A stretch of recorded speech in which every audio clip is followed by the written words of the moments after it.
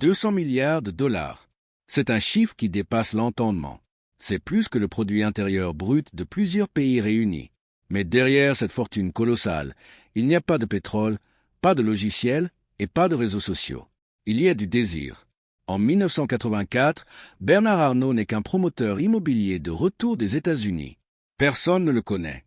Pourtant, il s'apprête à réaliser le hold-up le plus élégant de l'histoire du business. Il va tout miser sur une entreprise en faillite que personne ne voulait. Voici comment tout a commencé. Tout commence par une simple course en taxi à New York. Arnault demande au chauffeur s'il connaît le président français de l'époque. Le chauffeur répond « Non, mais je connais Christian Dior ». Pour Arnault, c'est une révélation. Il comprend que les marques de luxe françaises sont des actifs plus puissants que n'importe quelle influence politique. Ce sont des symboles éternels. Quand il revient en France, il cherche sa porte d'entrée. Il la trouve avec le groupe Boussac. C'est un empire textile en ruine qui perd de l'argent chaque jour. Le gouvernement français cherche désespérément un repreneur. Arnault se présente. Il n'a pas l'argent pour acheter tout le groupe seul, alors il utilise la fortune familiale de sa société de construction et convainc la banque Lazare de le suivre. À l'époque, tout le monde le prend pour un fou. Pourquoi acheter des usines poussiéreuses? Parce qu'au milieu du désastre, il y a une petite pépite, la maison Christian Dior. C'est elle qu'il veut. Le reste, ce n'est que du bruit.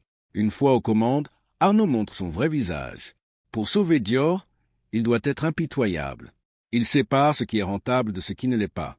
Il ferme les usines textiles, vend les activités annexes et ne garde que le diamant brut. C'est ici qu'il gagne son surnom, le loup en cachemire. Il a promis de préserver l'emploi, mais il privilégie la survie de la marque. C'est brutal, mais c'est ce qui va poser la première pierre de son empire de 200 milliards. En quelques années, Dior redevient une machine à cash mondiale. Arnault a prouvé qu'il savait transformer le prestige en profit. Mais ce n'était que l'échauffement. Son regard est déjà tourné vers une proie bien plus grosse, un géant né d'une fusion entre le champagne, le cognac et la maroquinerie, LVMH.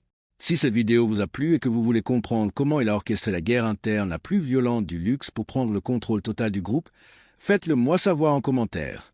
Si on atteint l'objectif de like, je sors la partie 2 immédiatement. C'était l'algorithme du succès. Abonnez-vous pour ne rien rater.